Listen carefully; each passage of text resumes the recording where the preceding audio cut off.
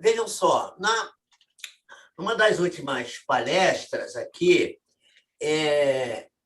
eu não sei, parece que foi o Ivan da Will que falou isso, que contou uma história, e teve alguém que fez uma pergunta, e foi dito que alguém falou que avançamos 1 centímetro por milênio, porque parece que todos nós estamos de acordo que a nossa sociedade vive hoje uma situação de muito mal-estar, nós estamos meio desconfortáveis. Não é por causa da pandemia, né? Isso já vinha ocorrendo de algum tempo. Inclusive, eu assisti recentemente, oportunamente, não foi tão recente assim, uma palestra de um psicanalista que disse que a sociedade nossa vive num excesso, tudo é excesso, tudo é muito, não tem nada. A moderação é uma coisa completamente ausente dos nossos padrões. E isso tem gerado um desconforto, um mal-estar geral. A gente sente que não estamos nos sentindo confortáveis, não estamos nos sentindo bem.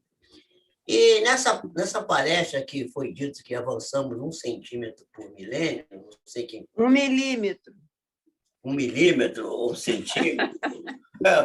É muito pouquinho, né, minha irmã? Então, por milênio, a gente tinha que fazer um esforço para dobrar essa meta aí, né? Pelo menos 2 milímetros, ou 3, ou 1 metro, porque é preciso fazer. E também, quem falou isso sabe o que está falando, sabe das coisas. Quem falou isso é uma pessoa sábia. É a mentora espiritual do grupo. Então, melhor ainda, ela sabe do que ela está falando, né? Muito bem, a mentora falou isso. Então, a fonte não importa muito, o importante é a grandeza do conceito. O conceito é realmente importante e verdadeiro. Então, e também foi contada uma história aqui, nesse mesmo dia, eu acho que foi o Ivan que contou, que ele contou a história do passarinho que buscava apagar um grande incêndio com a água que ele recolhia no bico, nas asas, enfim. É uma bela história, uma história de cooperação, de prestação de serviço, fantástica. Eu, como sou um grande fã de histórias, e da história, e de histórias, eu me lembrei de uma história de um executivo do governo americano que saiu do governo e foi chamado para ser CEO de uma grande companhia nos Estados Unidos que estava indo à falência. E aí ele reuniu numa sessão, num grande teatro, reuniu as pessoas interessadas, os acionistas e os representantes dos acionistas da companhia. Era uma companhia importantíssima. E ele começou a falar, e ele falou que ele ia tomar uma atitude, e estava todo mundo esperando que ele fosse falar contra o governo, dos impostos, que ele fosse falar que ele ia aumentar a produção da empresa, que ele ia trabalhar no...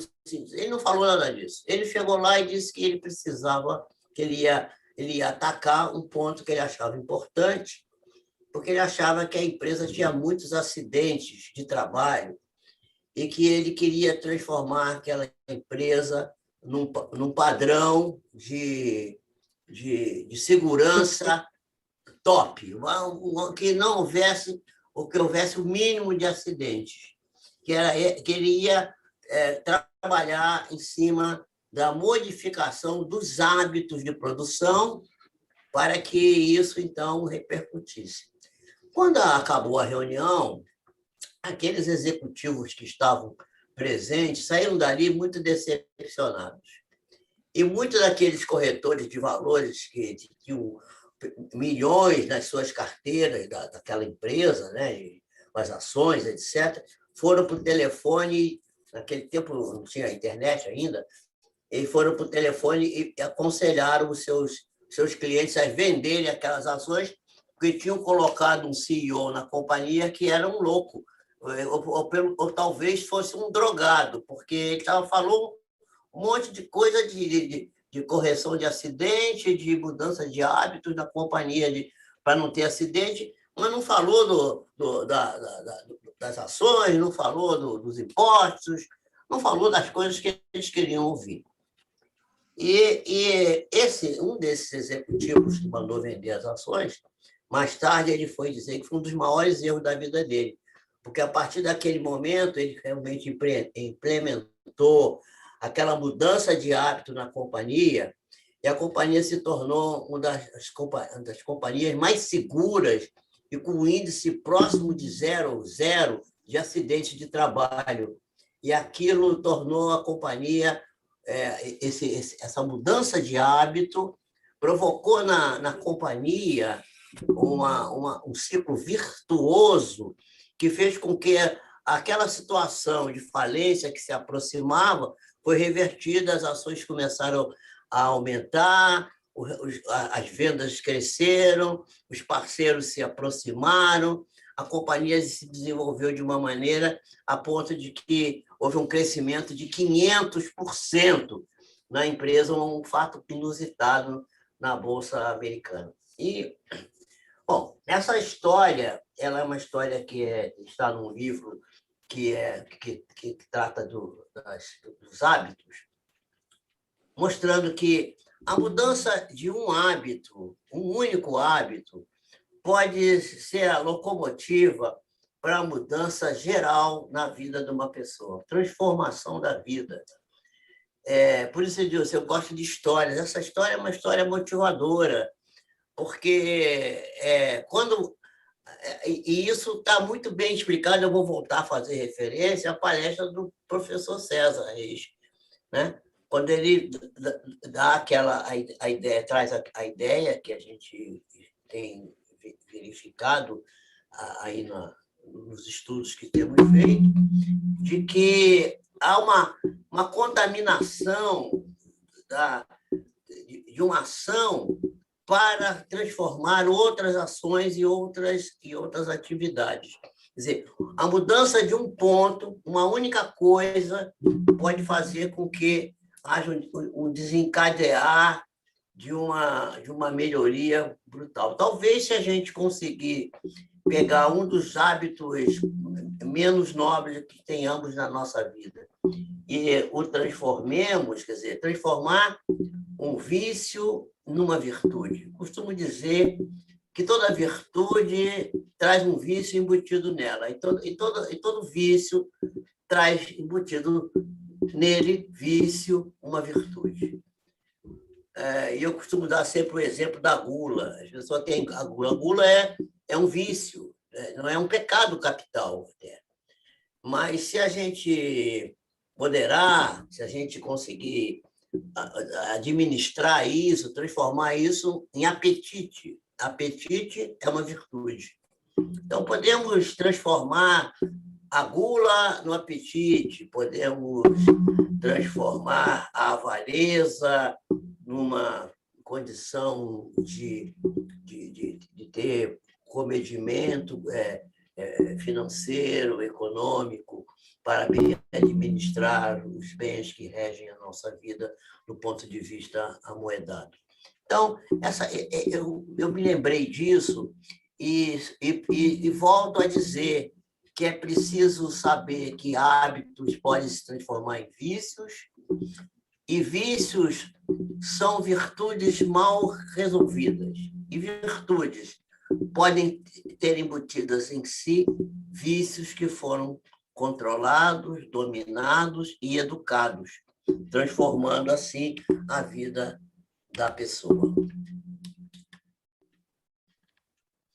Bom, então, a gente sabe que, dentro dessa história que eu acabei de contar, que o hábito, a mudança de um hábito, um único hábito, salvou a companhia e o emprego de um número enorme de pessoas. E para que a gente comece a pensar, a gente deve começar a raciocinar da seguinte maneira: dizer assim, nós costumamos dizer que nós temos defeitos. Nós somos defeituosos, temos defeitos. Nós não deveríamos falar isso. Nós, na realidade, não temos defeitos. Nós temos um cultivo das nossas sombras. E não percebemos, porque sendo a sombra, ela não tendo a iluminação, a gente não percebe que, no fundo, não tem nada errado. Tudo está correto, apenas a gente está indo no caminho que não está muito acertado. A questão não é de ser defeituoso ou não, a questão é da gente ser ignorante. Ou seja, como somos um espírito em processo evolutivo, nós somos seres incompletos, não defeituosos. Nos falta ainda caminhar, incorporar elementos que possam servir a uma melhor administração das nossas necessidades, das necessidades humanas que temos, para que possamos pegar as necessidades inferiores e transformá-las em necessidades superiores, a busca de coisas que estejam mais ligadas à nossa realidade espiritual. Lembrarmos sempre, como dizia Teilhard de Chardin, que não somos um ser material vivendo uma experiência espiritual, mas sim que somos um ser espiritual passando por experiências materiais. Né? Nós somos seres que estamos a caminho da luz, mas ainda temos prazer na treva. Quando a gente acordar disso, quando a gente despertar o nosso espírito para a realidade, essa realidade última, que é viver como espírito. Outro dia me perguntaram se você está vivendo como espírita. Eu falei assim, não, eu estou procurando viver como espírito, porque não é tão importante viver como espírita, mas é importante viver como espírito, perceber que somos um espírito encarnado e que, portanto, precisamos atender a essa realidade maior que é o ser espiritual, que somos nós, e que não somos o nosso corpo. Né? O César Felipe só perguntava, você é o seu corpo ou não? Né? Para os alunos, perguntava sempre isso, porque muita gente ainda acha que ela é o corpo. Às vezes me pergunta assim, a sua mãe foi enterrada onde? A minha mãe não foi enterrada, a minha mãe está voando por aí, não sei por onde que ela está, mas está voando por aí. Mas ela não morreu, senão... Não, quem morreu foi o corpo dela, ela não morreu. Então, o discurso também precisa ser mudado, porque não é uma questão eufêmica, eufemismo, não é isso. É uma questão de realidade, de conceituação, para que a gente possa se acostumar a, desde agora, já estar preparando-se para viver como um ser desencarnado. Daí o conselho do Espírito Verdade: amai-vos e instruí-vos. Né?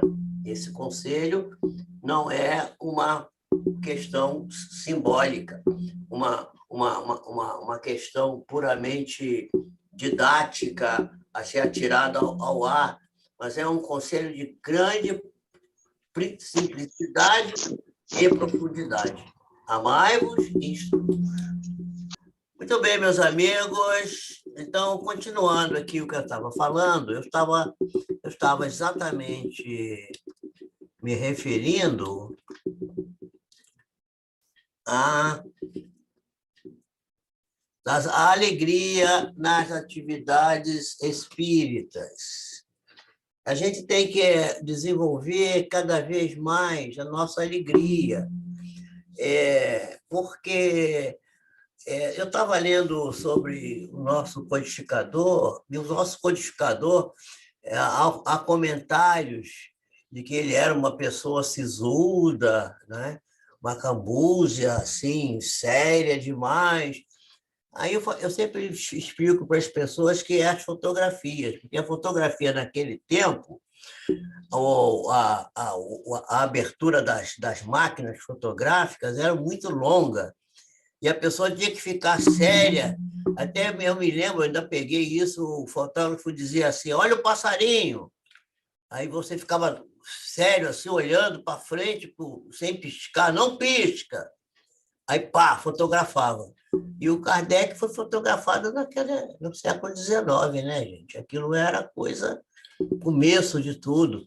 Então, mas eu tenho visto, eu peguei uma biografia nova dele aqui, que fala que ele era uma pessoa, assim, altamente afável e muito alegre, contava, assim, casos, anedotas, estava sempre disposto a rir vamos dizer assim, a pilheriar, digamos assim, de uma maneira caridosa, educada e nobre, mas era um ser muito alegre. Então, a alegria é muito importante. E eu me lembro que, algum tempo atrás, encontrando com uma companheira nossa, que eu vou citar o nome aqui, ela acho que não vai ficar zangada de eu contar isso e citar o nome dela, a Darcy Neves Moreira.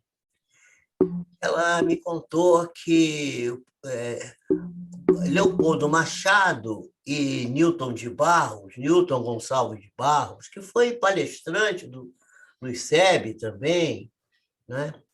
ele, ele encontrou com Leopoldo e disse assim, Leopoldo, o que está havendo com o nosso movimento? Lá embaixo, estou achando as pessoas assim, então, assim, não estou sentindo aquela vibração, as pessoas estão pouco vibráteis, que a gente usava muito esse termo, a pessoa é vibrátil, o espírito era aquela pessoa vibrátil, nós cantávamos nas tertúlias, nas reuniões, nas palestras, né? Íamos domingos para lugares longe de trem para assistir a palestra da Casa Espírita com a irmã, a distâncias muito longas, aquilo era... E a gente tomava cafezinho junto, era uma alegria muito grande. E aí o nosso irmão perguntou, o que está havendo? Aí disse que Leopoldo Machado virou-se para Newton de Barros e disse assim, Newton, falta alegria. As pessoas não estão mais alegres, não estão mais percebendo que a doutrina de Jesus é uma boa nova. A boa nova é a notícia boa é alegre, é feliz. Então, precisamos demonstrar cada vez mais alegria nas nossas atividades espíritas. Está indo bem aí? Tá algum problema? Não, né? Tudo certinho. Bom, o item 4 vai falar que, com os amigos, demonstrarmos... Será que nós já demonstramos ter o Evangelho vivo no coração? Ou se a gente, quando está na intimidade dos amigos, a gente fica falando coisas que não são interessantes, que são destoantes das nossas realidades espirituais, pensamos mal e temos atitudes que são dissonantes da nossa posição de seres que estão tentando caminhar no sentido de encontrar a luz superior. Como é que estamos realizando isso quando estamos na intimidade dos nossos amigos? Porque eu vejo alguns companheiros, aqui sem nenhuma crítica a esses companheiros, e não vou citá-los naturalmente, que eu vejo que fora da casa espírita se comportam como se não fossem espíritas, ou seja, usam palavras de calão, contam piadas chulas, emitem pensamentos que não são iluminados,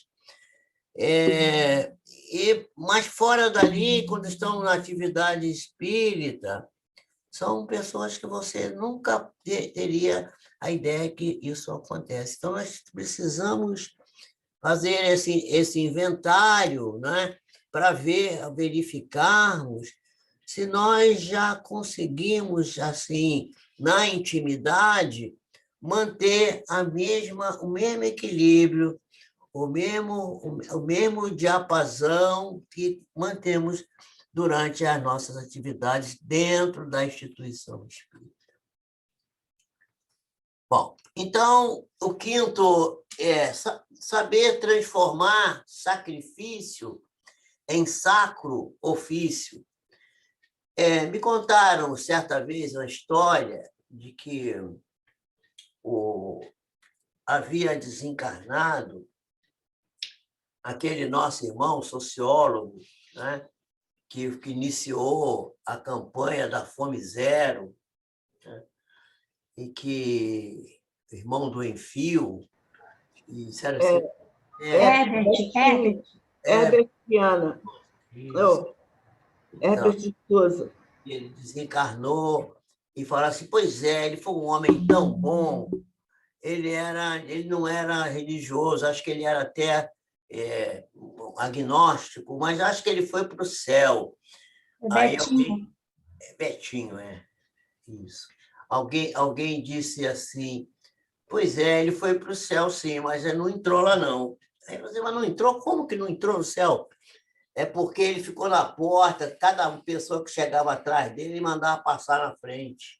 Ah, Então, essa visão do Betinho, quer dizer, transformar o sacrifício em sacro ofício, desenvolver, abrir mão de seus privilégios, do seu direito. Estou na fila, eu tenho direito de ser atendido primeiro, porque já fiz 80 anos no banco, mas eu vejo que vem uma senhora com uma criança. Minha filha, passa, vai lá, você resolve teu problema, que você tem uma criança, a criança está com fome, está incomodada. Abrir mão, sacrificar-se e transformar isso em sentir o prazer, dizer assim, estou fazendo um ofício sacro, estou transformando o sacrifício em sacro ofício. Então, cada 3 anos, a gente tem que ter maior prazer de fazer isso. Então, esse é o quinto item. Bom, vamos agora para tem mais um item, tem mais algumas 5 itens aqui. Vamos lá, vamos ver Bom, fechando esse inventário de nós mesmos, nós vamos ver que no 6º, nós estou afirmando aqui, reduzimos o eu e adotamos o nós.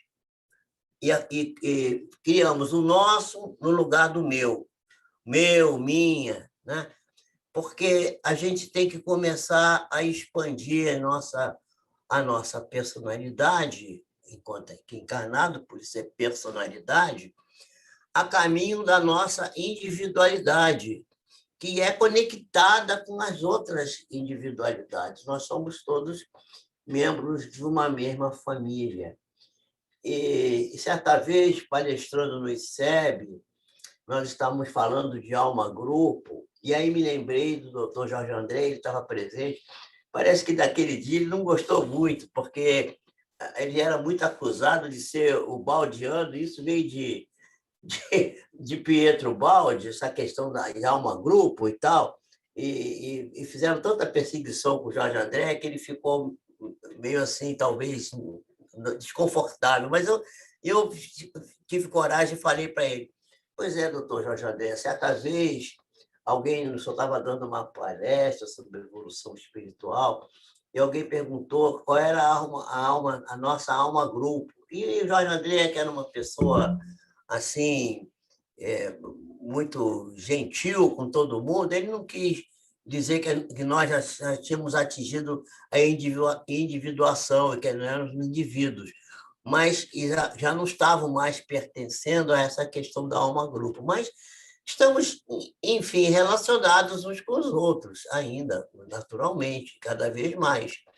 Então, ele pegou, parou assim, pensou e disse assim, nós somos da alma-grupo de Jesus. E a pessoa gostou da resposta e ficou naquilo ali. Eu falei isso para ele uma vez, aí no ICEB, e ele fez assim com a mão, assim, não fala isso, não fala isso, quer dizer, tira isso, esquece esse negócio. Mas isso é uma coisa linda, porque nós realmente podemos usar essa metáfora, porque somos alma, grupo de Jesus. Não é? Então, temos que usar o nós em vez do eu, o nosso em vez do meu, cada vez mais. Então, nesse inventário de cada 3 anos, avaliar isso. O 7º, será que nós estamos mais abnegados? Sabemos ajudar mais o necessitado? Somos mais conciliadores, tentando reduzir dentro de nós os remorsos surdos. Eu não fiz aquilo, eu fiz aquilo, eu não devia ter feito, eu devia ter feito aquilo, não fiz, aquela pessoa bateu lá em casa, eu tinha que ajudar, eu mandei ela voltar depois fiquei com um remorso danado, porque não devia ter atendido, não é? Será que já estamos conseguindo reduzir esse tipo de pensamento que às vezes fica surdo dentro de nós? E aquela raiva surda também, e rápida, que às vezes temos e que só nós conhecemos, e que aparece em nós e que a gente sofre, a gente refreia, porque não pode demonstrar aquilo. Será que a gente já consegue não ter esse tipo de reação? E se a gente ainda tem, será que estamos fazendo esforço para refrear isso, para reduzir isso e ter a aceitação de não responder dessa forma? O 8º, será que nós, depois de tanta doutrina que estudamos, tantos cursos que fizemos, conseguimos continuar estudando profundamente a nossa doutrina e avançando cada vez mais nos ideais, nas nossas ideias de construção do bem cada vez maiores em nossas vidas?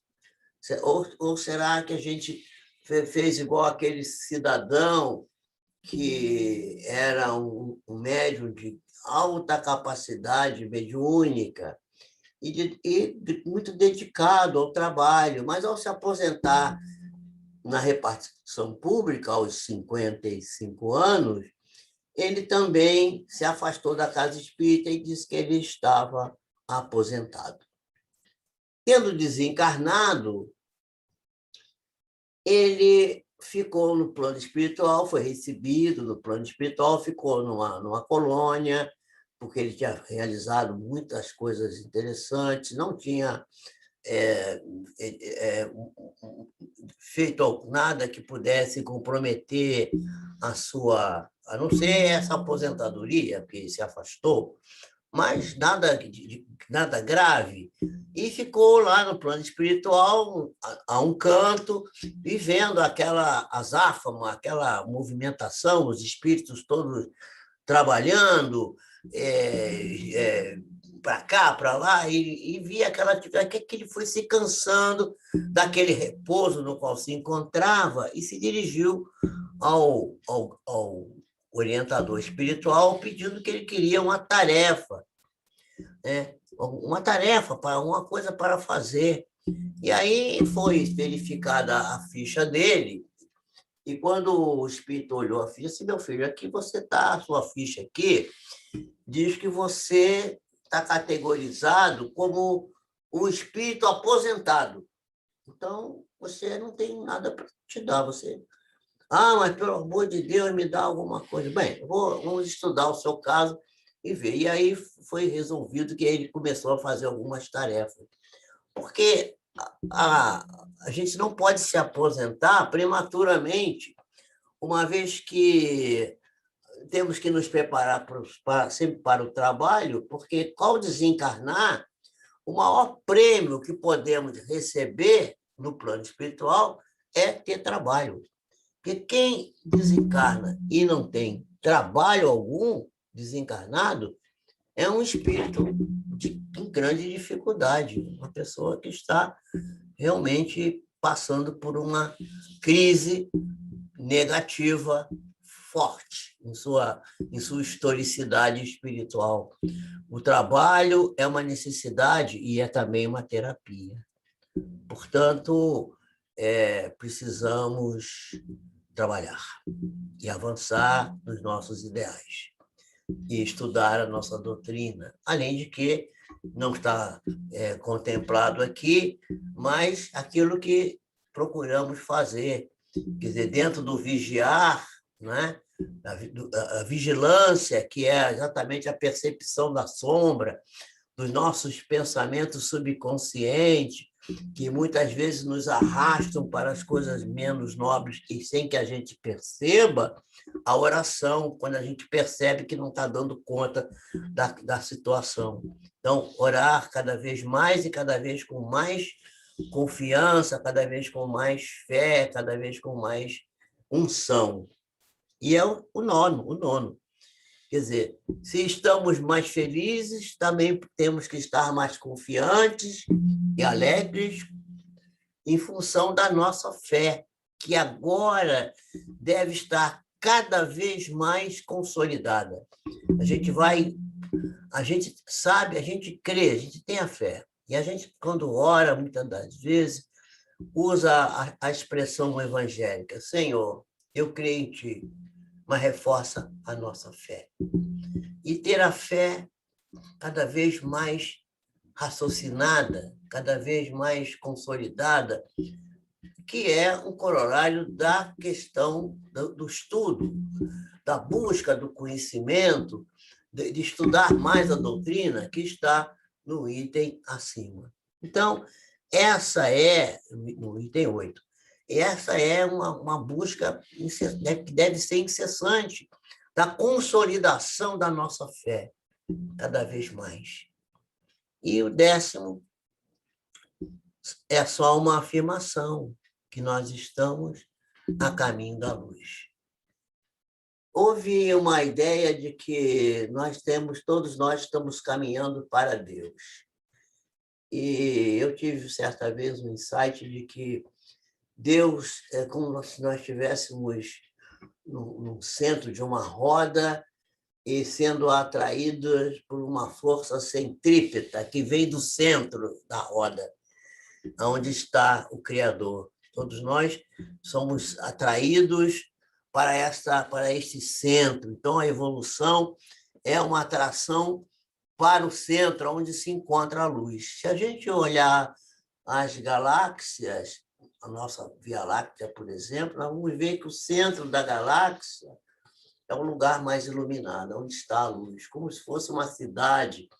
As grandes cidades, os pontos mais iluminados geralmente são o centro das cidades, os lugares mais avançados, mais evoluídos, o centro do poder, onde está a direção. Então, caminhamos sempre para o centro, essa força centrípeta que nos puxa, que nos atrai, que nos comanda. Será que nós estamos percebendo isso e estamos voltados e abertos com os nossos corações, com os nossos sentimentos, com a nossa cognição aberta para receber em nós essa atração magnética fantástica que nos conduz para essa luz? Esses são itens que foram assim retirados de forma emocional para fecharmos o nosso estudo de hoje, pensando nas virtudes, nos vícios e nas virtudes. E eu gostaria de dizer, finalmente, que estamos lentamente transformando os nossos vícios em bons hábitos e nossos hábitos virtuosos em virtudes verdadeiras. Se nós lermos a introdução do Evangelho segundo o Espiritismo, nós vamos ver que logo na a introdução, o prefácio, aliás, diz assim: os Espíritos do Senhor, que são as virtudes do céu, né? Descem como estrelas cadentes. Aí eu fiquei pensando, será que as virtudes que nós vamos desenvolvendo lentamente, com o nosso milímetro, né, companheira? O nosso milímetro por milênio, será que esse esforço que estamos fazendo não estão se transformando em virtudes que estão lá conformando esses espíritos do Senhor?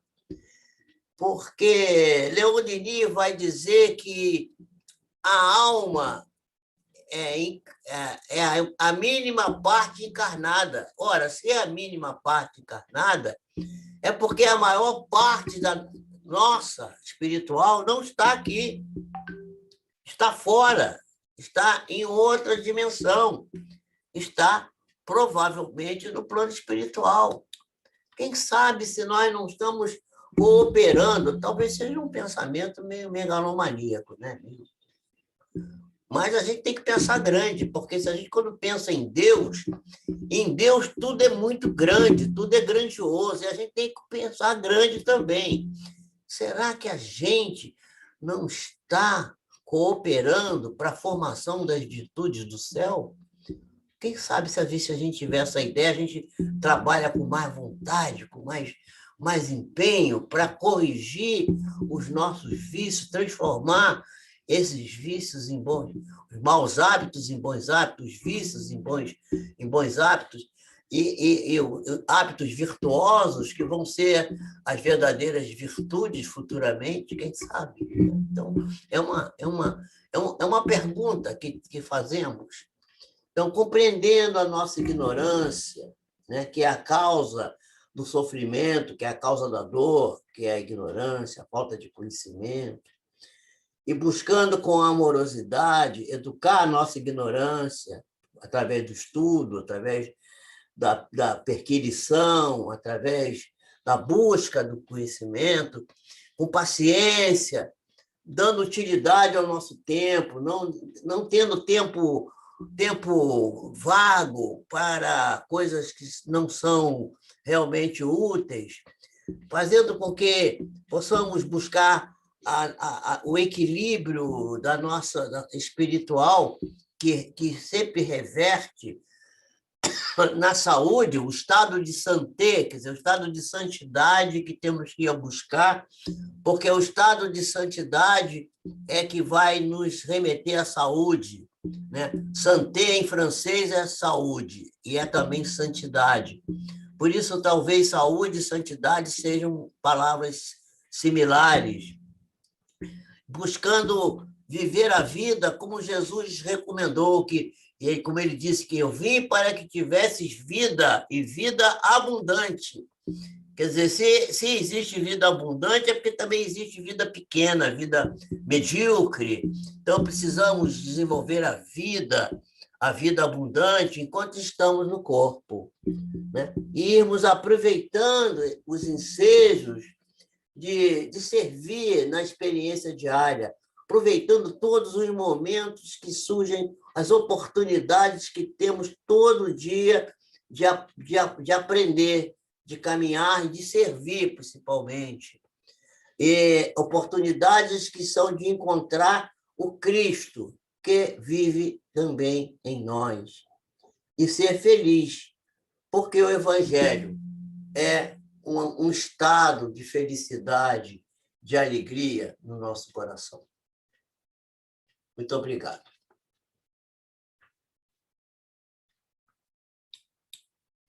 Bom, estou aqui agora para, se alguém quiser me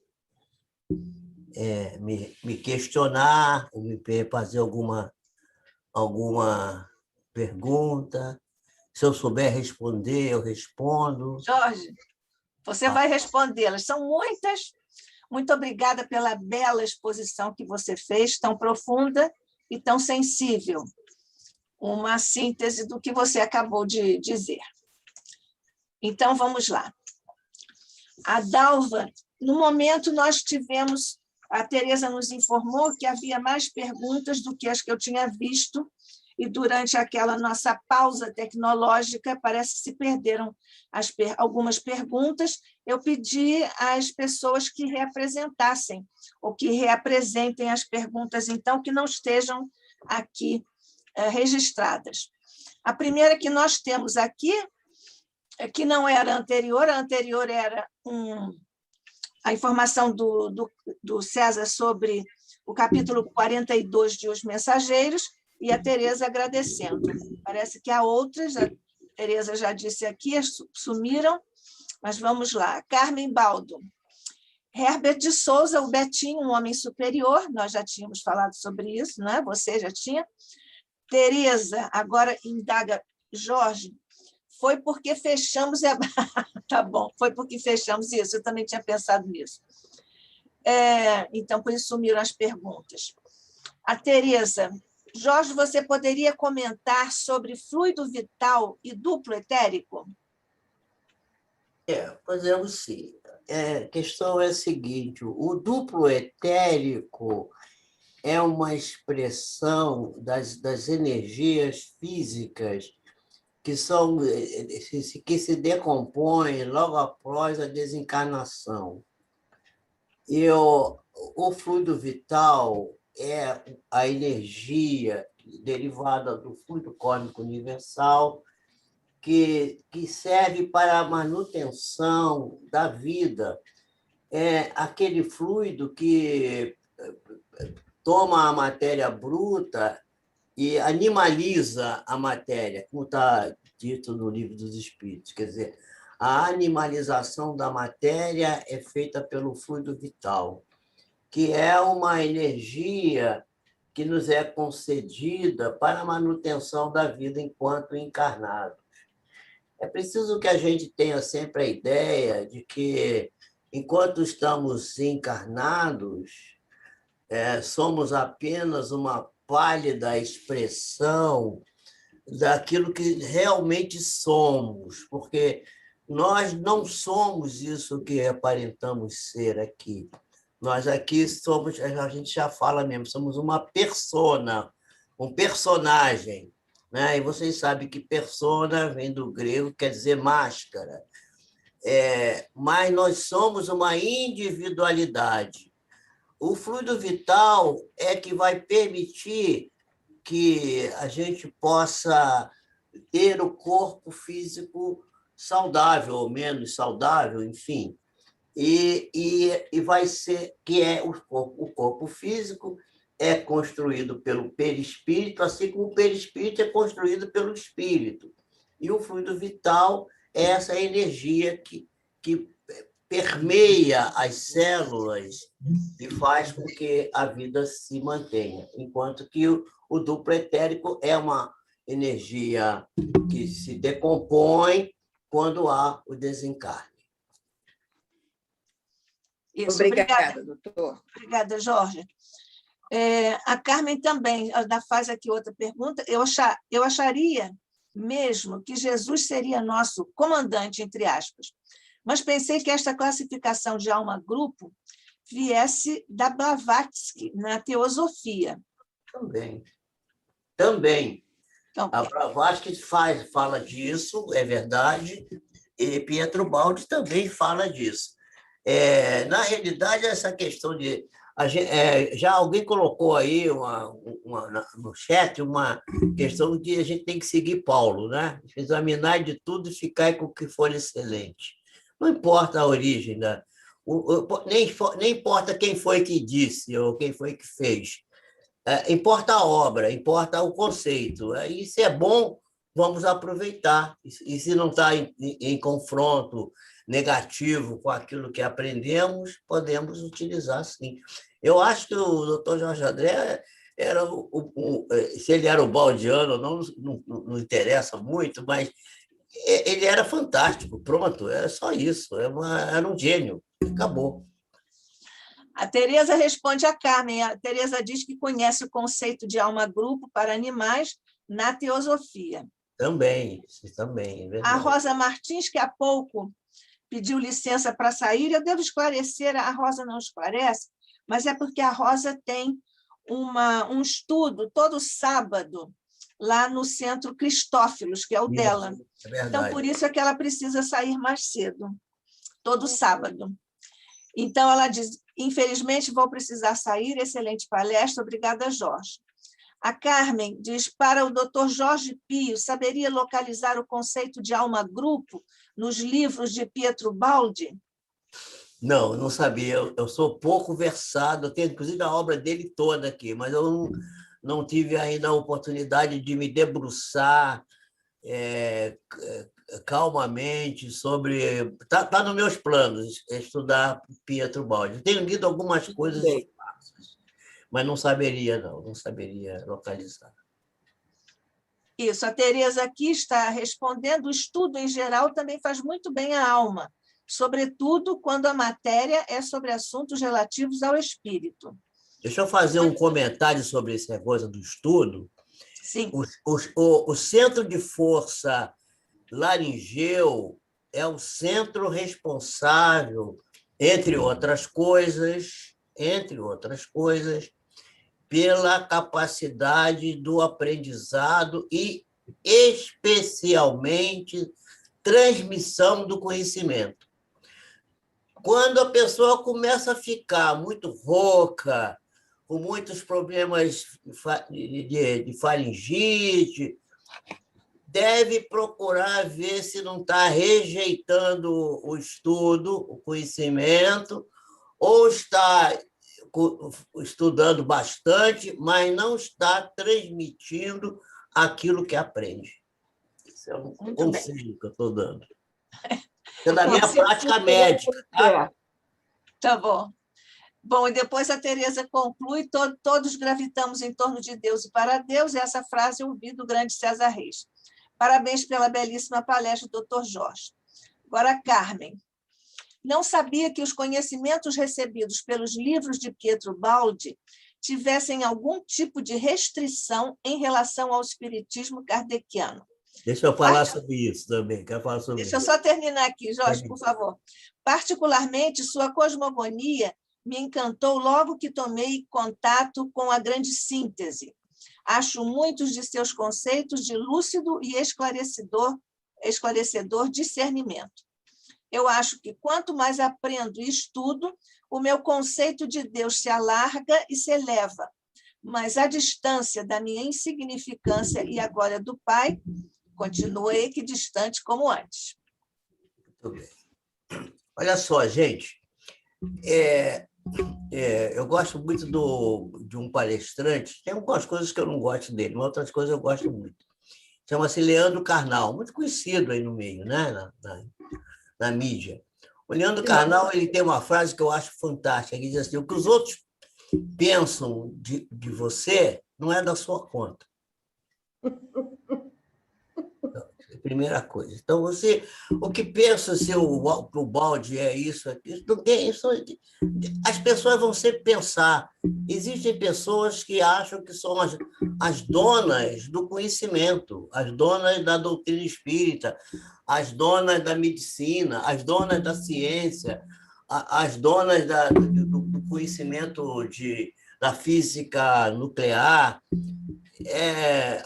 Existem sempre essas criaturas que são, vamos dizer assim, uma espécie de guardiões dessas estruturas, como se eles fossem nomeados por alguém, por alguma potestade, por algum Deus, para serem os guardiões da pureza do conhecimento Y, X ou Z. E a gente não deve prestar muita atenção para isso, tá? A gente deve... Então, se há restrição, não sei se há restrição. Se há restrição é de grupos ou pessoas que talvez não leram nem Allan Kardec. Tá vendo? Então, muita gente que defende Allan Kardec, mas nunca leu Allan Kardec. Verdade.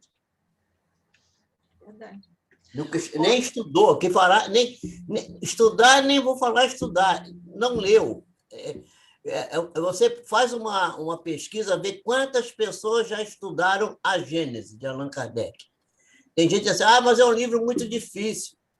Então, é uma boa desculpa.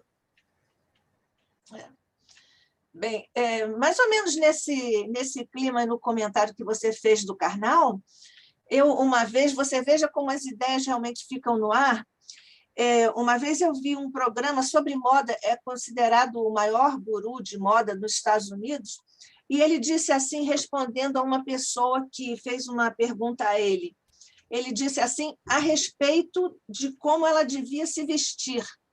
Mas olha a forma de dizer como se aplica também a nós e vai ao encontro do que você disse, do que o Karnal diz. Ele disse assim, minha amiga, você não pode controlar a forma como os outros veem você. Você só pode controlar a forma como você se apresenta aos outros. E essa é a sua tarefa. Muito bem, é isso aí. É exatamente a mesma coisa, mutatis mutandis, qualquer que seja o ângulo. Então, vamos lá. Tereza está dizendo, também gosto de Pietro Baldi, Carmen, mas, como dizia Paulo, devemos ver de tudo e reter o que nos convém. Isso. E a Carmen, o meu interesse por ambos, o Baldi e Blavatsky, veio das Naufel. Veio do Naufel, talvez, Carmen, o nosso querido José Naufel, não é isso? José Naufel, grande cabeça. Grande cabeça, não. Grande cabeça. Bem, você quer fazer algum comentário, Jorge? Não, o José Naufel está acima de qualquer comentário, é fantástica a obra dele. Eu tenho a obra dele, de vez em quando me louvo nas coisas que ele diz aqui. E muito fantástico. Zé Naufel exatamente. É um emblemático da doutrina espírita. Da doutrina, é uma figura. Pouco citado. Pouco reconhecido e pouco citado. Mas fantasticamente bom. Mas estamos aqui fazendo justiça a ele. Eu posso dar um pequeno depoimento sobre o Dr. Naufel? O André Luiz fez o primeiro... aquele curso sistematizado de evangelho. Sexta-feira. Mas ele fez durante 2 anos um estudo sistematizado que serviu de base para a FEB fazer o estudo sistematizado de outras coisas. E ele deu, durante 2 anos, no André Luiz, as palestras mais incríveis que se possa imaginar a respeito de tudo. E ele falava muito de coisas que vinham da teosofia, que ele, evidentemente, filtrava, e também da grande síntese. E era muito enriquecedor. Foi quando eu me interessei pela parte científica da doutrina espírita. Mas isso tem mais de 30 anos. Isso. Eu também estava lá no André, batendo palmas de coração aberto para o Dr. José Naufel. Também estava lá assistindo aquelas palavras maravilhosas das sextas-feiras. Alguém mais? Você quer fazer algum comentário, Jorge? Nós temos um tempo. Não, eu queria só dizer... Eu podia falar alguma coisa depois, por favor? Sim, vamos lá, César. Eu não quero interromper o doutor Jorge, que começou a falar. Não, por favor. Não, ele já estava... Eu queria dizer que eu tive o privilégio de conhecer pessoalmente Pietro Baldi. Opa, beleza. Assisti várias falas dele, né? Assim, presencialmente, né? Muito bom. Ele é uma criatura maravilhosa, como os livros dele, né? A Grande Síntese é um livro fantástico, né? Agora, realmente, o final da Grande Síntese, a gente percebe que há algum tipo de interferência, talvez um pouco estranha, né? Remeto os companheiros ao final do livro, né? Provavelmente, sabe que Pietro Baldi era italiano, né? Ele veio morar em Santos, né? São Paulo, e mas ele trouxe... Como? Era italiano e católico. Católico, exatamente. Então, ele tem a influência, né, dessa teologia que ele adotava, e também na questão política, né? Aquela questão que veio lá da Itália, Mussolini, aquelas coisas que havia lá, aquelas ideias que, de certa maneira, a gente percebe que talvez tenha influenciado um pouco, sobretudo o final do livro A Grande Síntese. Eu recomendaria também estudar um livro dele chamado As Noures, que são as correntes do pensamento, né? Realmente é extraordinário esse livro, né? E é muito interessante a questão do ubaldismo, é que ele não há uma referência específica à questão da mediunidade, à questão da reencarnação, a questão do processo evolutivo como nós entendemos. Quer dizer, na verdade, há muitas coisas nos livros de Ubaldi que lembram bastante o espiritismo, né? Mas há muitas coisas que não aparecem no Ubaldi e que fazem parte do espiritismo. O que não quer dizer que haja uma rejeição. É preciso que fique claro que há o espiritismo e há o trabalho do Ubaldi. Os dois são muito bons. O Ubaldi fez um excelente trabalho. Eu conheci pessoalmente. O Dr. Naufel era um dos expositores brilhantes do ICEB durante muitos anos, e ele só se afastou depois que houve um acidente grave com o filho dele, né, um problema sério com o filho dele, né, e ele acabou não podendo mais dar atenção ao nosso instituto. Ele enriquecia o nosso... Aliás, o doutor Jorge falou do Newton de Barro, que era um dos expositores também, maravilhosos expositores do Instituto, né? Eles eram parte desse grande tempo, né, que o Instituto teve, graças à orientação belíssima do Dona Fernanda Moura. Mas queria dizer assim, não há uma rejeição do movimento espírita, nem a Ubaldi, nem a Annie Besant e nem a Madame Blavatsky. São abordagens diferentes. Aliás, inclusive a teosofia é chamada, em algum momento, de uma espécie de espiritismo oriental. Mais ou menos. A Madame Blavatsky era uma médium excepcional, médium de materialização, né? E ela viveu isso. Agora, a mensagem da teosofia é belíssima. Que, na verdade, quando você lê Ubaldi e lê Blavatsky, você vê que, no fundo, isso é espiritismo, no termo do sentido moral, do sentido ético, né? Engrandece o ser humano. Não há uma exclusão, muito pelo contrário. Eu entendo que a gente recorre a Blavatsky como conhecimento pelo fato simplesmente de que o espiritismo não se ocupa das coisas que ela se ocupava. Exatamente. O conhecimento dela nos é muito útil para explicar coisas materiais, quer dizer, desenvolvimento, essas evoluções, são coisas que eu acho muito normal que o espiritismo não aborde, na medida em que nós estamos preocupados com a nossa transformação e a transformação que nós possamos fazer no meio em que nós estamos. Então, isso, de uma certa forma, é irrelevante. Só que não é, porque traz lastro para a gente. É isso aí. Bom, voltando um pouquinho, lembrando, não é, César, a propósito do seu comentário, que o Emmanuel prefaciou a Grande Síntese. Isto não é pouca coisa, não é nada pouca coisa, não é isso? Não é pouca coisa. O pensamento do Naufel nas exposições que nós assistíamos lá no André Luiz era uma coisa muito impressionante.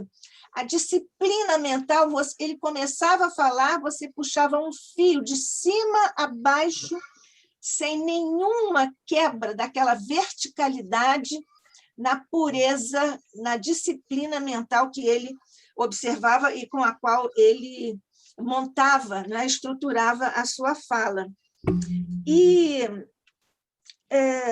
lembrando também que no Espiritismo não há nenhum índex, né? Nós não temos índex no Espiritismo. Então, Blavatsky, Pietro Baldi e outros, desde que estejam abordando ideias nobres, positivas, não estão no índex, não há índex no Espiritismo. Graças a Deus. Graças a Deus, né, Jorge? Graças a Deus. Quer dizer mais alguma coisa, Jorge? Fale aí um pouquinho. Deixa eu lhe dizer também uma coisa, o seu tema é um tema tão importante, tão importante. Eu também gosto muito dele. Eu tenho até um capítulo no meu livro Reflexões à Luz do Espiritismo, sim, sobre isso, da satisfação das necessidades à felicidade. Sim. Eu usei aqui, evidentemente, a pirâmide do Abraham Maslow. Depois eu pedi licença à Joana para fazer uma pirâmide das ideias dela, chegando às meta-necessidades, fazendo uma correlação com o que o Abraham Maslow falou, pelo menos divulgou depois que ele publicou a pirâmide. Ele falou em meta-realizações, né? Sim, sim. E a Joana diz meta-necessidades, e aí depois eu fiz pedindo licença de joelhos a todos, eu fiz uma outra pirâmide que está aí no capítulo. A propósito, se alguém quiser colaborar com o ICEB, que continua bem pobre de maré de si, há muitos livros, esse e outros tantos, lá no ICEB, para nós fazermos um pezinho de meia.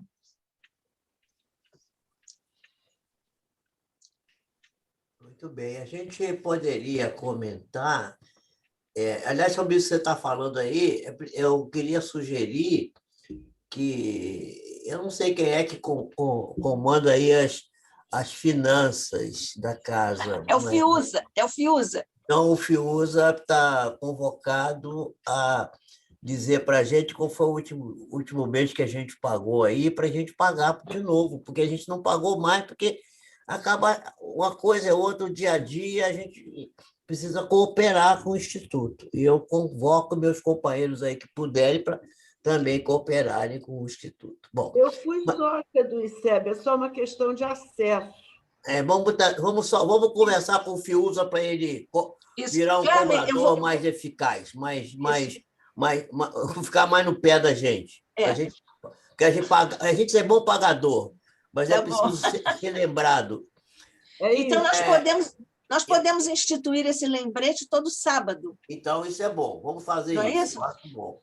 Carmen, eu vou repassar os teus telefones para o Fiuza para restabelecer, reavivar, reencarnar a sua inscrição no ICEB, tá bom? Sim, senhora, obrigada. Já que você me ofereceu aí um tempinho para falar, eu gostaria de falar sobre uma questão que eu não quis incluir na apresentação, porque achei que ia ficar longa demais, ia ficar cansativo. Depois daquela reunião que a gente teve também, né, que a gente decidiu não evitar coisas muito cansativas, muito longas, que a gente pudesse fazer uma coisa assim mais interativa, eu também aí tirei um pouco as coisas. Mas você comentou comigo outro dia sobre a questão da energia mental, né? E a gente tinha, que é uma coisa que eu gosto muito de falar, que é o triângulo da energia mental, né? Um triângulo que tem lá no seu vértice superior a vontade e nos catetos, na parte de baixo, você vai ter o pensamento e o sentimento. Então, essa questão, a gente tem muita ideia de que a vontade, a gente não sabe bem ainda o que é a vontade. Quem trata bem desse tema da vontade é Leon Denis, quando ele fala das potências da alma. E ele coloca a vontade como uma das maiores potências. E naquela pergunta que eu citei, que é a pergunta 28 do Livro dos Espíritos, em que a pergunta é como Deus criou o universo, a ideia a palavra que vem lá e que vai nos remeter a essa questão é exatamente isso. Deus criou o universo por um ato da sua vontade. Portanto, a vontade é uma questão que está no início de tudo, está no ápice de qualquer realização. O problema está que ainda não sabemos bem o que é ter vontade, porque a vontade é do querer, mas o que é que a gente quer? A gente não sabe o que quer. A gente precisa... Porque, normalmente, a pessoa diz assim, eu quero. Lá nas perguntas que tratam das paixões, do Livro dos Espíritos, eu não sei se é a 911, mas acho que é a 911, se não é um ano próximo, vai nos dizer que muitas pessoas dizem assim, quero, mas muito felizes ficam de não ser como dizem que querem. Porque, na realidade, gostam daquilo que estão fazendo. Então, eu quero melhorar, eu quero abandonar esse hábito ruim, mas diz que quer, mas é só da boca para fora. O coração não participa disso. Então, a pessoa diz assim, você quer? Sim, eu quero, mas é você que quer? Aquela questão, como um amigo nosso diz, você pensa ou você é pensado? É a mídia que diz que você tem que querer isso? É um amigo seu? Eu quero trocar meu celular. Você mesmo quer? Você tem certeza que você quer? Ou é uma propaganda que você leu, uma divulgação que diz que tem um celular que tem mais um itemzinho, e o seu está tão bom ainda, para que você quer trocar o seu? Será que você está querendo mesmo? Você já analisou bem esse ato de vontade? Nós ainda não sabemos utilizar a vontade a nosso favor. Quer dizer, a decidir aquilo que queremos com base no isolamento do meio externo, a tomar a decisão por si próprio, dentro daquilo que eu comecei até também a falar e não quis ir mais adiante, que foi a questão da heteronomia e da autonomia, porque a heteronomia exige que tenha um guru, que tenha um prelado, que tenha alguém, né, que possa guiar a pessoa. Tudo que ele vai fazer, pergunta se deve ou não, se pode ou não. E no espiritismo não tem. Essa é a grande vertente, a grande diferença do espiritismo das demais religiões, das demais vertentes filosóficas. Nós não temos um sistema. Nós fomos criados simples e ignorantes, perfectíveis e perfeitamente ligados com a nossa capacidade de decisão, quer dizer, a nossa possibilidade de escolha, livre-arbítrio. Existe o determinismo? Existe, mas o determinismo é fora, é na natureza. Né? O determinismo é o progresso, o determinismo é atingirmos a plenitude. Mas dentro de nós não existe determinismo. Dentro de nós existe o livre-arbítrio.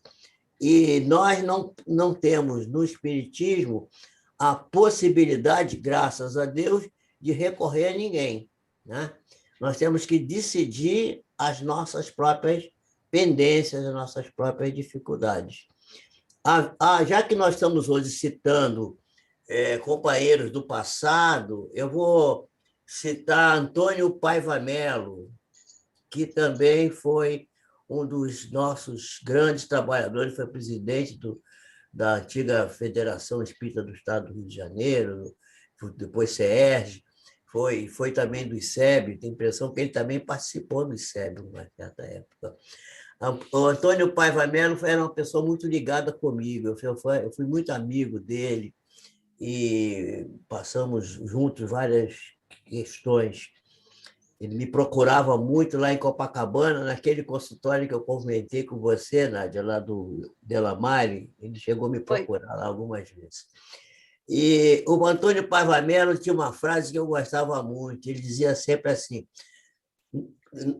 nós não temos problemas, quem tem problema é livro de matemática, nós temos assuntos. Se a gente não resolve o assunto, vira problema. Paiva dizia isso. Você lembra disso, César? Que ele falava isso muito, repetia isso muito. Ficou Simões Monteiro também. Também falava, deve ter pedido com ele. É possível. Bom, então, essa questão da decisão, se a gente perguntar assim, por que você é espírita? Ah, é porque tem reencarnação. Outras religiões também têm reencarnação. Você não precisa ser espírita, pode ser budista, pode ser de outra religião. Ah, por que você é espírita? Ah, porque o espiritismo explica as coisas bem e tal, as causas, por que eu estou aqui. Né? Ué, a filosofia também explica, outras religiões também explicam. Nós somos espíritas e temos que ser espíritas e procuramos ser espíritas, na maioria de nós, conscientemente ou não, porque o espiritismo não tem heteronomia, é autonomia. Nós somos autônomos para definir o nosso destino e podemos transformar o destino. O destino não para um espírita não pode ser implacável. Ele será sempre aquilo que quisermos que ele seja. E faremos dele aquilo que a nossa vontade nos permitir. Por isso a vontade é tão importante, porque a energia mental ela se consubstancia pela vontade, quer dizer, a vontade bem estruturada, a vontade lúcida, esclarecida pela capacidade de compreensão das coisas, pelo estudo, pelo avanço do conhecimento, é fortificada pelas experiências positivas que vamos adquirindo. E eu costumo dizer muito que eu fui desenvolvendo a minha crença, quer dizer, a crença que eu chamo, crença que não é crença, é fé, porque eu costumo dizer que eu não creio em nada, eu sei. A maioria das coisas eu sei, porque eu fui experimentando na minha vida uma porção de coisas e fui vendo o que dava certo e o que dava errado. E fui vendo o que dava certo. E aquilo que dá certo é aquilo que eu estruturei bem, que eu raciocinei bem, que eu criei um operacional para fazer de uma maneira correta. E aí, quando um amigo meu, que vinha fazer uma palestra aqui na Casa Espírita, e ele telefonou, era às 10 horas da manhã a palestra, e ele me ligou às 8, dizendo que ele não podia vir, porque o carro tinha quebrado. Eu disse assim, mas você vai vir, porque você que tem que fazer essa palestra, e não tem ninguém aqui capaz de fazer esse tema que você estudou com a gente aqui. Você terá que vir. Mas como é que eu vou fazer? Não tem como sair daqui de Vassouras para ir para Mendes. Eu falei assim, eu vou fazer um milagre, e você vai ser transportado daí para cá. Ele falou assim, mas como é que você vai fazer isso? Eu falei assim, olha, a gente quando pede milagre não pergunta para o santo como é que o santo vai fazer o milagre. Você espera aí que eu vou fazer o milagre. Chamei um táxi, combinei o preço com o homem, dei o endereço, mandei pegar ele, ele chegou aqui. Quando ele chegou aqui, eu meti a mão no bolso, tirei lá R$60 para pagar o táxi naquela época, aqui na minha porta. Aí, o centro é aqui do lado da minha casa. Aí você peraí, você está pagando o táxi? Peraí, eu vou pagar. Disse, não faça isso. Porque se você pagar, você está quebrando a minha egrégora do retorno que eu vou ter com esses R$60. Porque esses R$60 vão virar 120, rapaz. Ele falou assim, mas como é que é isso? Não sei o quê. Eu falei assim, essa é uma experiência que eu já tenho. Eu não tenho fé nisso, eu tenho certeza que isso vai acontecer.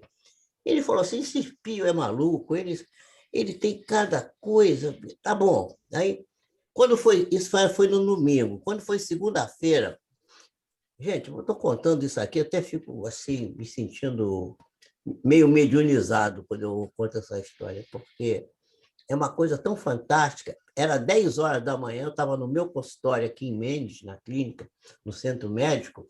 Chegou uma senhora muito bem vestida. Eu nunca vi aquela mulher. Eu tenho uma memória para fisionomia de pessoa. Eu vejo uma pessoa, nunca mais esqueço.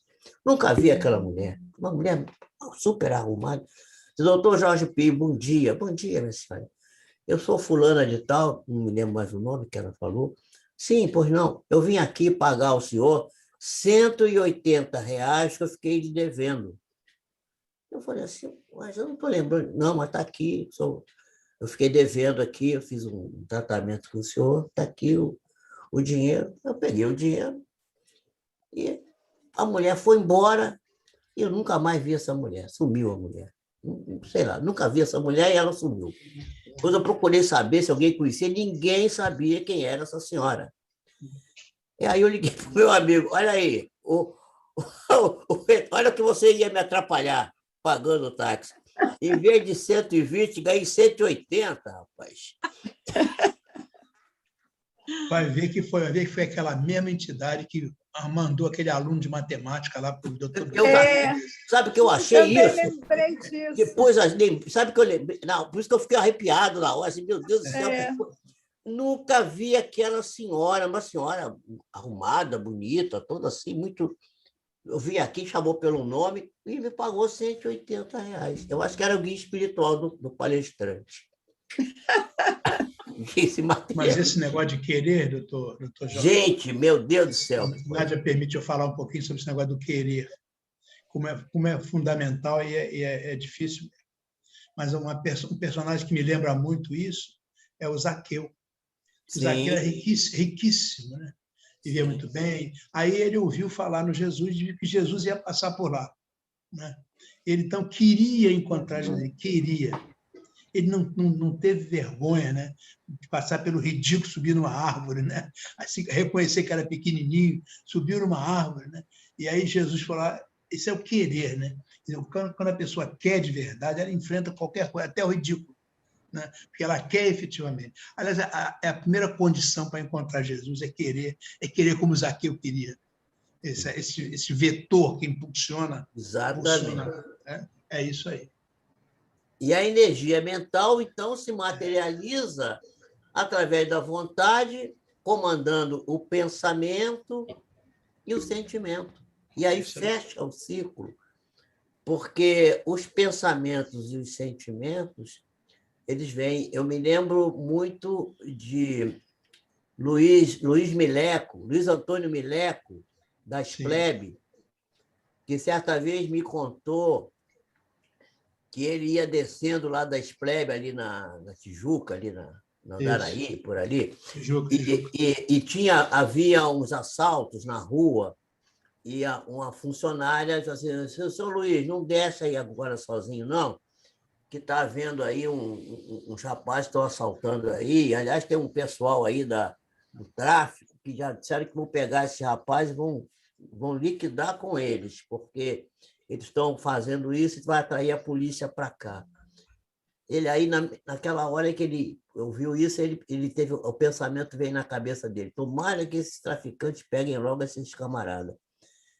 Mas aí, logo ele acordou, falou assim, não, peraí, como é que eu vou pensando isso? Como é que o pensamento saiu do inconsciente e veio para o consciente, e ele percebeu. Quer dizer, o que ele estava fazendo? Estava em vigilância. Porque a vigilância que Jesus recomenda é exatamente desses pensamentos que sobem lá, que vem de debaixo do tapete, que é do nosso cérebro reptiliano, que está lá no nosso instinto, né? que quer usar ainda a força para resolver as coisas e fazer justiça com as próprias mãos, que ainda é do nosso sistema, apesar que já avançamos muito, mas ainda, se nós não tivermos vigilância, é possível. E por isso eu costumo dizer, a diferença entre um de nós e um acelerado desse qualquer aí é muito pequena. Talvez seja uma questão situacional, do momento até, porque nós ainda estamos eivados desses sentimentos e pensamentos negativos e ainda muito instintivos, né? Da nossa capacidade que vem lá da animalidade para nos perturbar e nos trazer, se nós não estivermos atentos e permanentemente vigilantes, nós podemos cair nisso. E lembrar que, do ponto de vista fisiológico, todos os nossos pensamentos e a nossa capacidade de comunicação exterior, que se faz através da glândula pineal, se abre através do hipotálamo a cada 90 minutos. Então, a cada 90 minutos, nós estamos propensos a entrar em transe hipnótico, magnético ou mediúnico. E podemos nos comunicar com energias menos saudáveis se nós não estivermos atentos. Porque esse hipotálamo que comanda isso, comanda também a sede, a fome, o desejo sexual, uma série de funções que são da vida vegetativa, da nossa animalidade, né? Do controle do nosso sensório, do nosso organismo, e que se serve dessas energias para se manifestar. E nós temos que orar nessa hora. E aí a pergunta é assim, quando é que a gente deve orar? De quanto em quanto tempo? Ao acordar, na hora de almoçar, na hora de dormir, quantas vezes devemos orar? Se a pessoa me perguntar isso, eu digo assim, pelo menos de 90 em 90 minutos, que é a abertura da pineal, para a comunicação externa. Agora, como a gente não sabe a hora que ela vai abrir, porque ela pode abrir a qualquer momento, é melhor você manter-se em estado de oração. Quer dizer, quando orar, o tempo todo. Está sempre em estado de oração. Porque nós estamos no mundo, o mundo material. O mundo material é um mundo complexo, difícil. Nós estamos sujeitos a tudo. Lembrem-se de Alcione, quando resolveu reencarnar, como ela foi advertida. Você vai reencarnar na Terra? Você está sabendo o perigo que você vai passar lá? Quer dizer, Jesus foi sábio dizer, o espírito está pronto, mas a carne é fraca. Então, a ideia da energia mental, que eu estava me referindo, quer dizer, vontade, pensamento e sentimento, é fundamento para a gente ter consciência das nossas virtudes e dos nossos vícios. Porque só assim nós vamos poder, conhecendo isso, avançar com celeridade, um pouquinho mais rápido do que aquele milímetro, né, por milênio, e com um pouco mais de segurança, um pouco mais de pé firme no chão. Oração, oração, oração, porque de nós mesmos não temos nada, mas temos que pedir socorro, sempre, sempre, sempre, sempre. Pronto, nós temos aqui ainda duas observações, ambas da Carmen. Uma, ela disse que ouviu dizer lá no Grupo Espírita André Luiz, aqui no Rio, que o Emmanuel disse ao Chico que a diferença entre o homem de Neandertal e Francisco de Assis era muito pequena. Verdade, pior que é verdade. Pior que é verdade. Emmanuel sabe das coisas. Né? Sabe das coisas. Então, isso aí é igual aquele negócio, que é pena que a Rosa não está aqui. A diferença genética entre o rato e o homem é mínima também. Mínima. É um negocinho de nada. A gente se julga uma grande coisa, mas a gente está muito longe de ser essa coisa grande que a gente pensa que é. Nádia, deixa só... Sim, Tereza, diga. Você pulou uma questão minha, lá de cima, sobre o nitrogênio. Peraí, desculpe. Deixa eu só dizer aqui o da Carmen, que a gente está terminando, eu vou para você. A Carmen disse que o Leon Denis, como bom celta, adotou as tríades druídicas que condensavam seus pensamentos e diretrizes. A propósito dos druidas, um assunto sempre muito momentoso para nós espíritas, nós vamos ter uma surpresa, mas eu não vou dar nenhum spoiler. Vou só deixar isso aqui como uma sinalização, que nós não podemos divulgar. Então, Tereza, eu vou procurar o seu aqui, querida. Ela não quer fazer oral? Posso fazer. Eu Isso.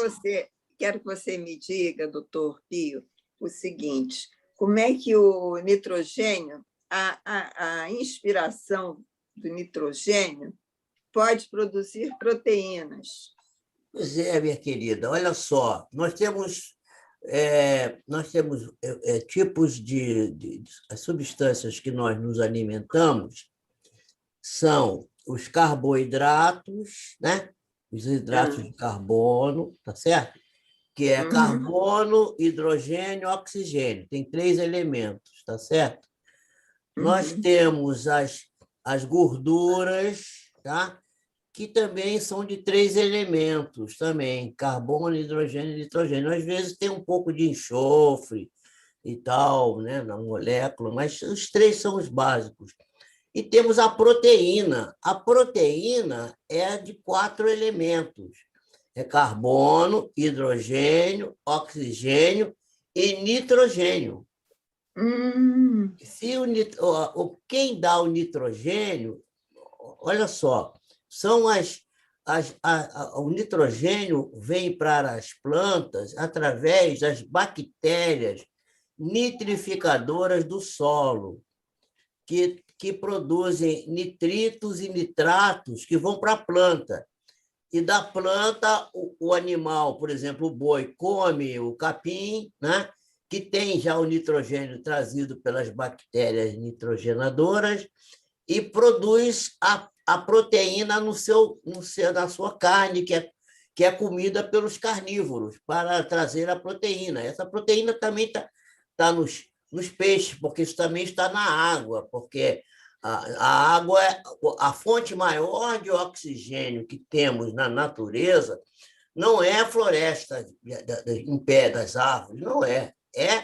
É das algas verdes, dos lagos, dos rios e dos mares. Esse aqui é o grande fonte. Isso, a grande fonte de oxigênio está na água, gente. Não é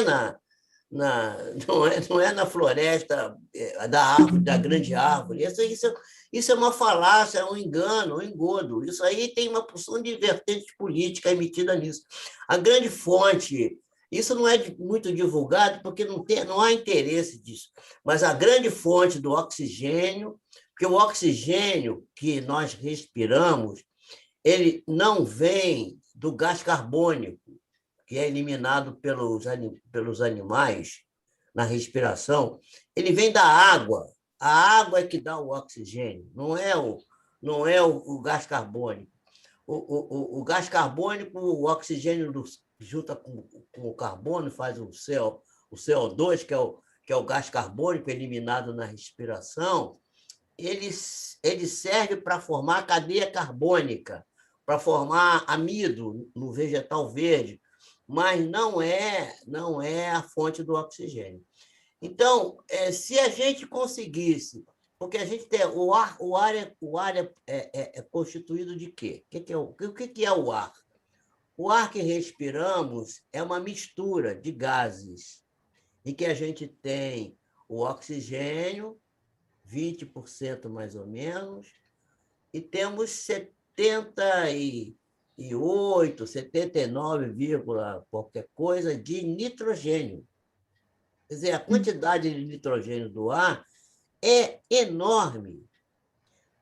E o resto que sobra nessa percentagem são os gases raros e, como o ar que a gente respira é um ar hidratado, é uma quantidade suficientemente grande de água.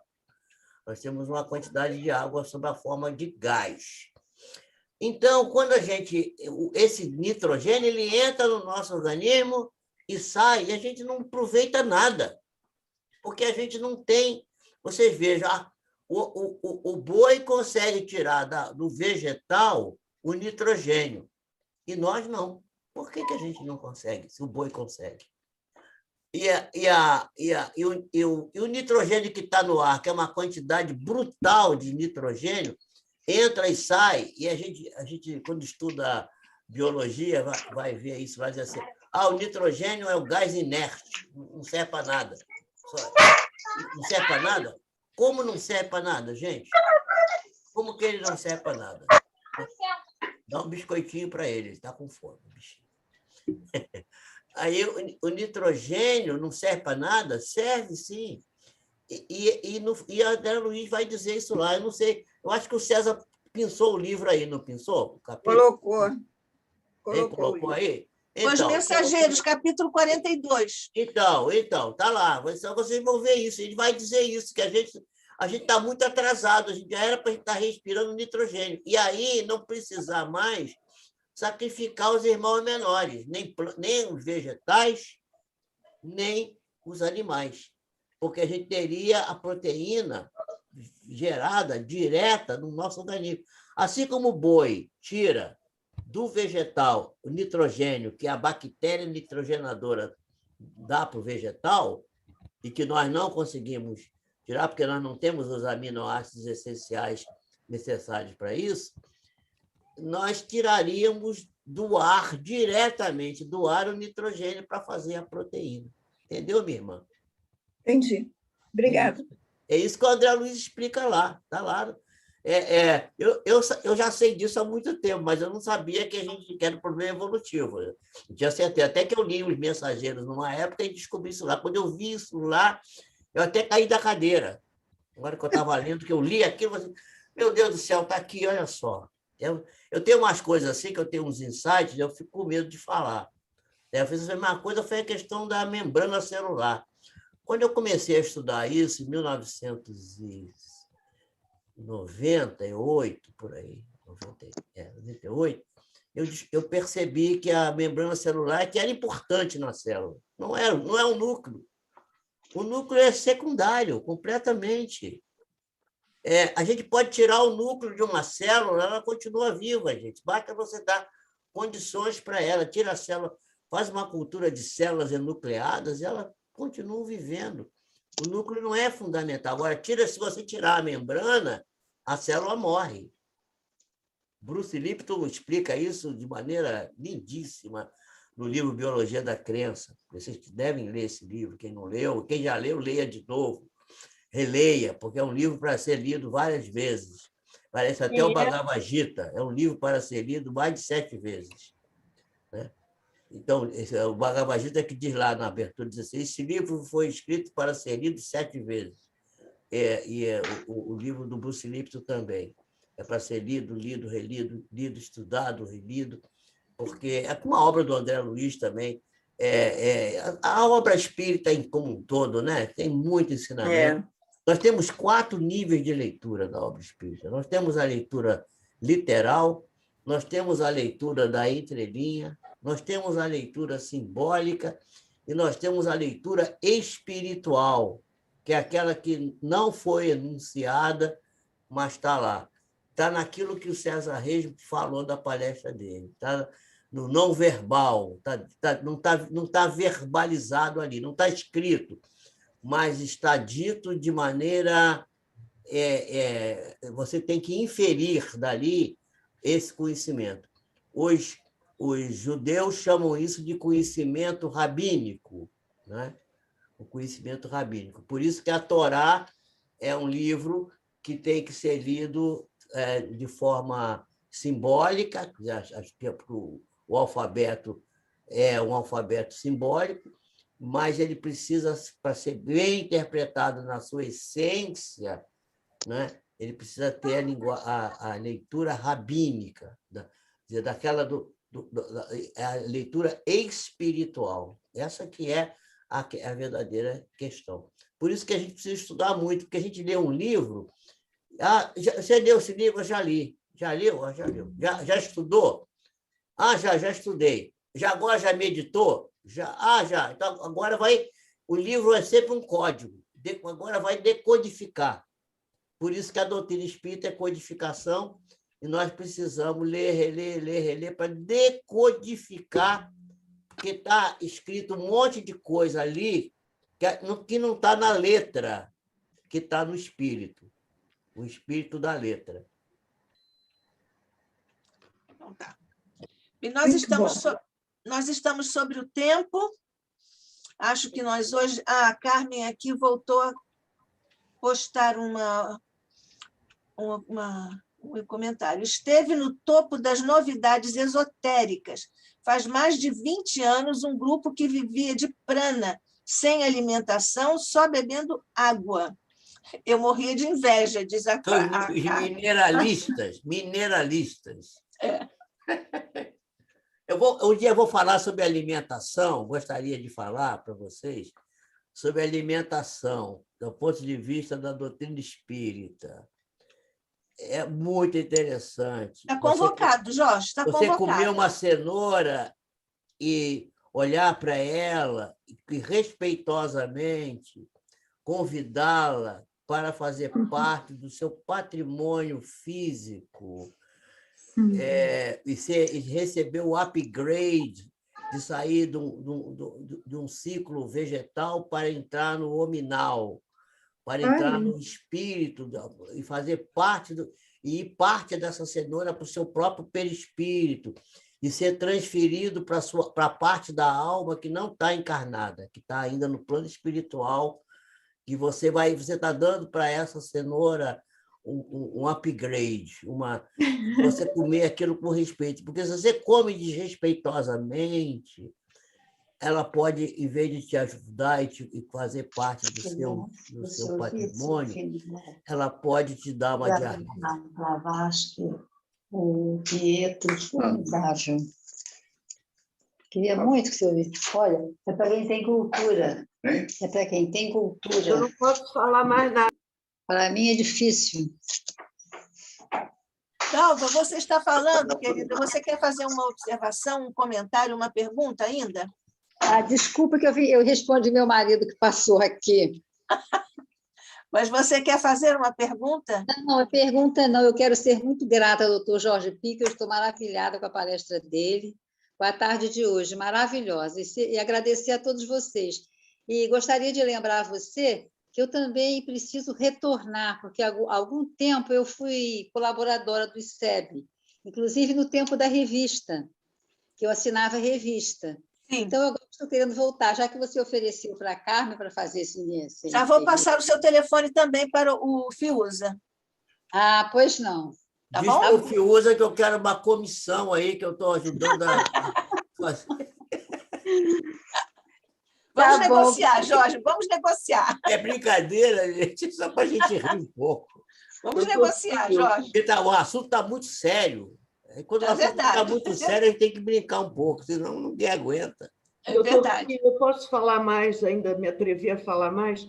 Eu, ultimamente, tive contato com um grupo que está fazendo uma fitoenergética, não é uma fitoterapia.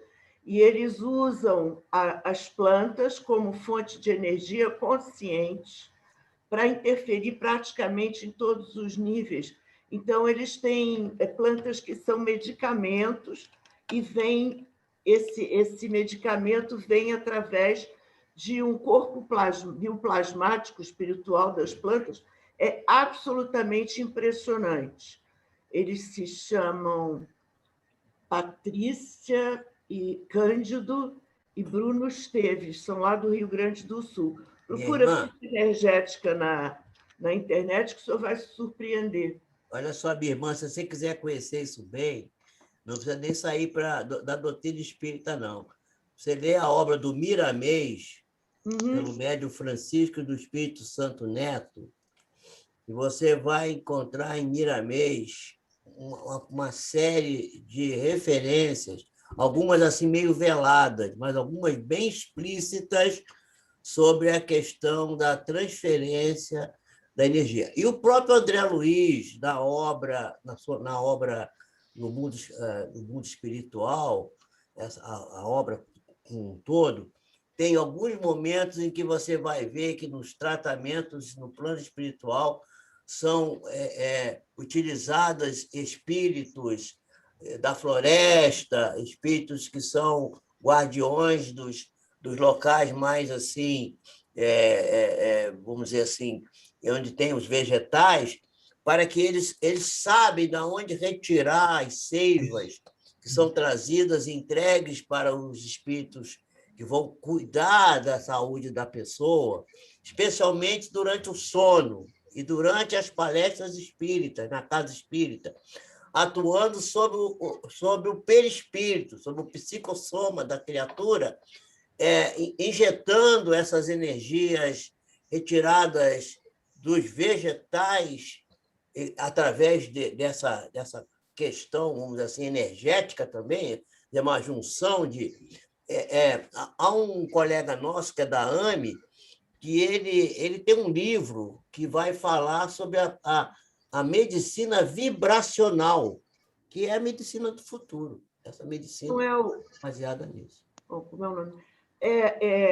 Eu vou fazer uma inconfidência, eu não estou autorizada a dizer isso, mas eu soube que na sede da Federação Espírita de Brasília, na parte da frente, no plano astral, existe uma enorme tenda cheia de pretos velhos que trabalham as ervas que são usadas nos tratamentos da febre.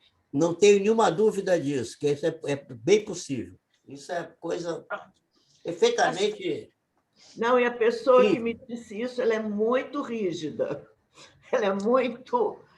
como é que Pediu se diz? para você guardar segredo. Padrões kardecianos. Não foi nenhuma mãe de santo que me falou, não. Bom, nós vamos encerrando, então, uma tarde luminosa, uma tarde rica, profunda, de reflexões importantes, com a leveza, um traço de humor, uma ternura, uma gracinha mesmo, que nós vivemos aqui juntos hoje, estudando à luz do Espiritismo e dessas vibrações humanas, cariciosas, gentis, delicadas e eficazes. Então, nós vamos aqui, vou ler uma página de Minutos de Sabedoria, que é sabedoria pura mesmo, e depois César vai fazer uma prece para nós encerrarmos a nossa tarde de hoje, agradecendo imensamente ao Jorge Pio a contribuição linda, imensa que ele nos trouxe na tarde de hoje. Deus abençoe seu coração, sua mente e sua família. Jorge, seu trabalho. Obrigado.